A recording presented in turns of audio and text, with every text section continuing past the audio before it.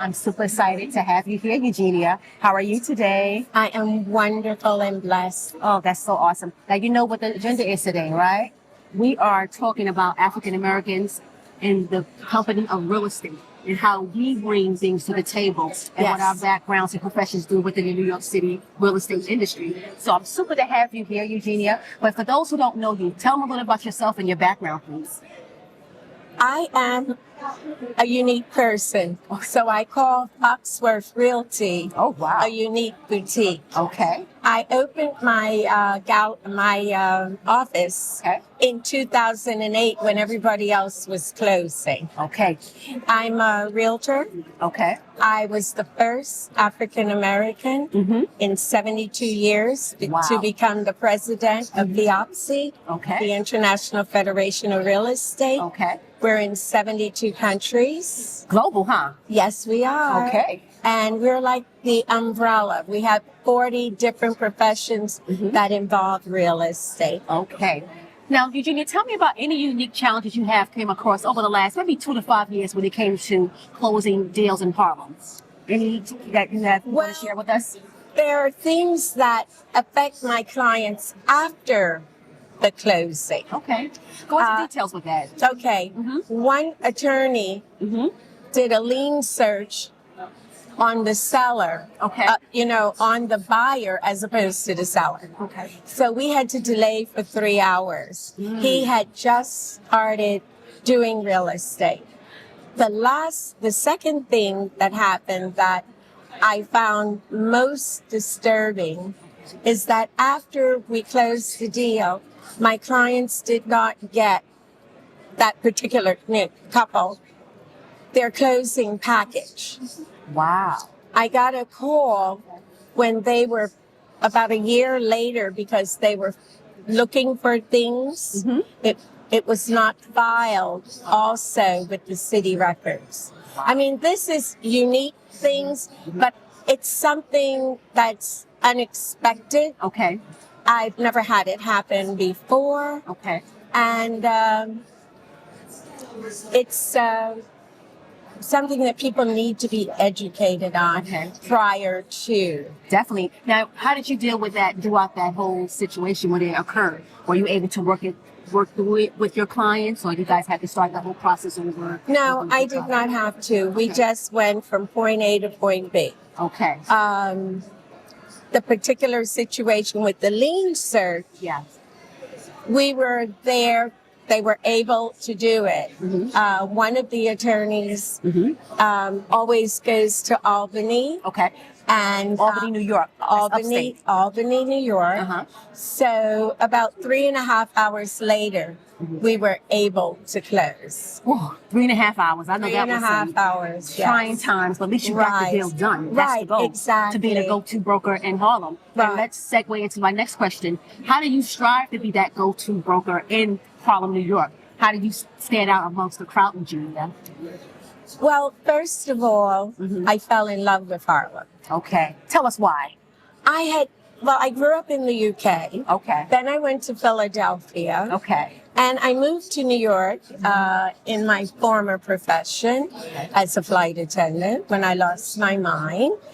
And the bottom line was, when I went to Harlem, it was the rhythm, the people, the vibe, everything. Apollo. Yes, everything. Yes. But there were organizations there. There was the Uptown Dance Academy that I got involved with because I love children. So I ended up on the board. Okay. So then I ended up being the vice president of the Harlem Tourism Board.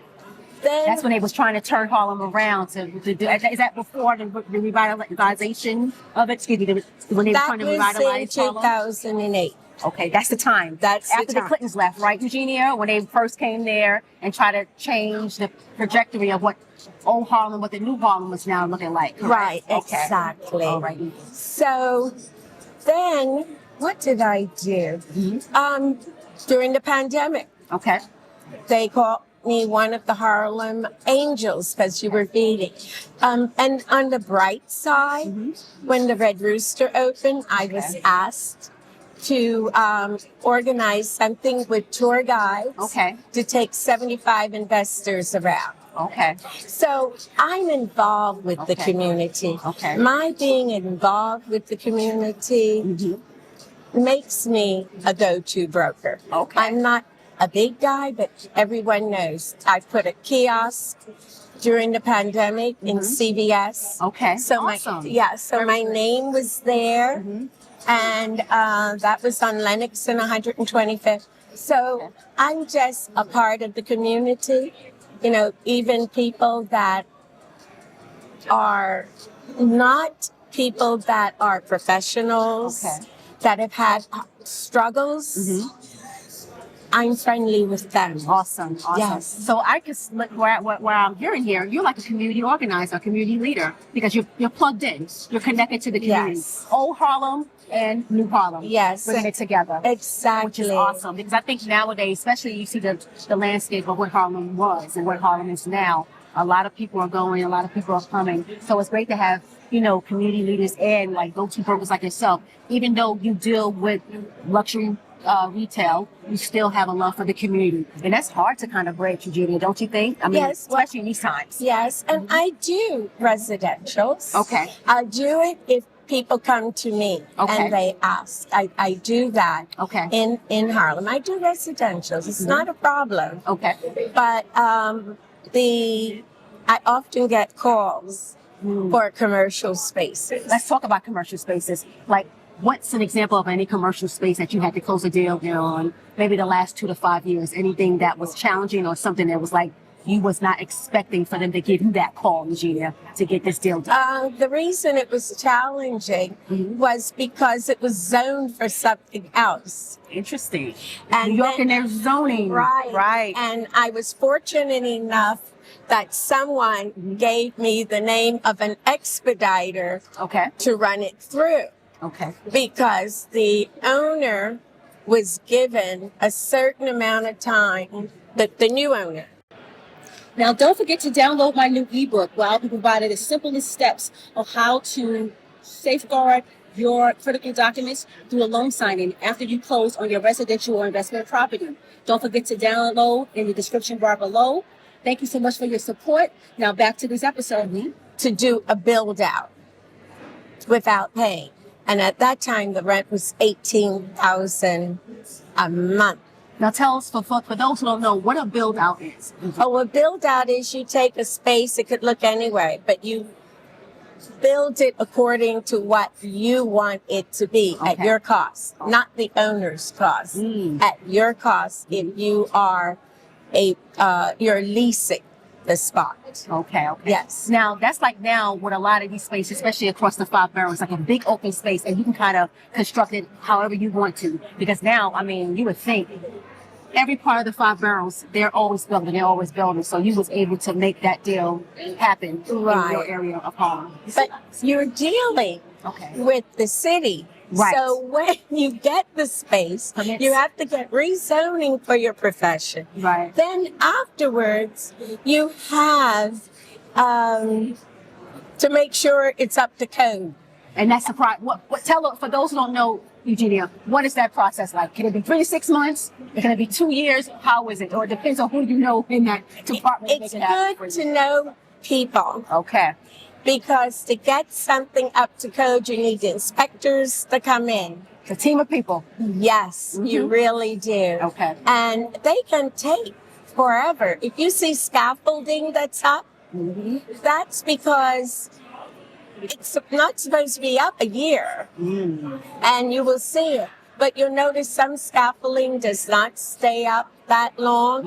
It's supposed not to be a year. Right. So it's working within the community, working within the government, and knowing who to go to, and pretty much knowing how to maneuver. Because you know our boroughs, like it's not about what you know, it's who you know. And it's still important. Absolutely. Which leads me to my next question.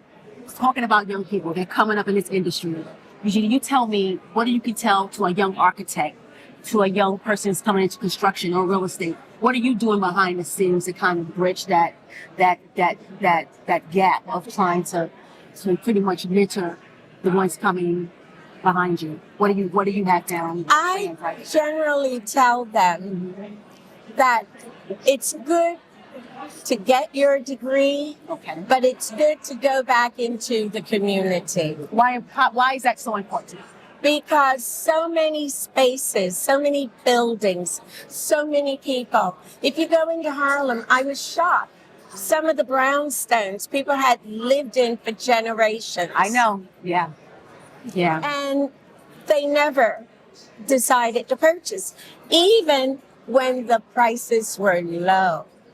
Tell those viewers, Eugenia, when those prices were low, where people could have really picked up a brownstone at a fraction of a cost. Like, give us an example. Like what era? What that was like? Post. That was Where like early 2000s. yes, I remember coming it out of was. college, early It was 2000s. the early 2000s. First of all, the city had brownstones that people did not pay taxes. Right. The only way the city can own a building Okay. is if you don't pay taxes. In the boroughs, within the brown and black community, 40% of those properties were owned by brown and blacks that didn't pay taxes. And that was because someone did not tell them certain things. Right. And this is a situation. So getting people in to educate the community, attorneys, Right. you can get, I mean, if you go on the city records, you'll see, oh, there's something wrong here, there's something wrong there. Also, a good example, there was a restaurant bar that was in Harlem. Name that restaurant. I probably am aware of it. It's not there now. It was on 116th and Fifth Avenue on the southwest corner. Okay. It was owned by a young black woman. Okay. The people that started purchasing upstairs filed lawsuits against them for noise, not lawsuits. Okay. Complaints for noise. She got 19. That's a lot of money. Okay. Yes, a lot of money it cost her.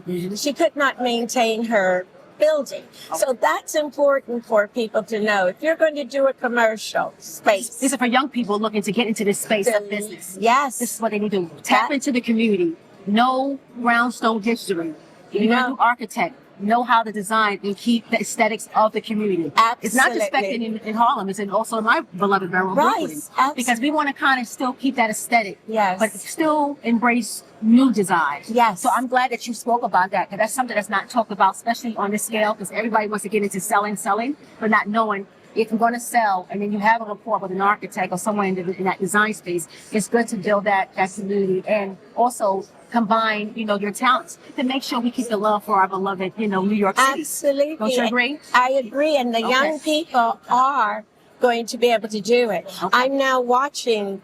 You see it? Yes, I'm seeing Have it. you seen, beyond financial literacy and like everybody wants to really get into this real estate space, not just in New York, it's just really nationwide. Yes, and it's great to see people from all backgrounds, especially within the black and the brown community, to really get involved in that. Yes. But before we close, Eugenia, you tell people, where can they find you at if they wanted to reach out to you? Social media, your website, tell the viewers where can they, find you. You can reach me everywhere.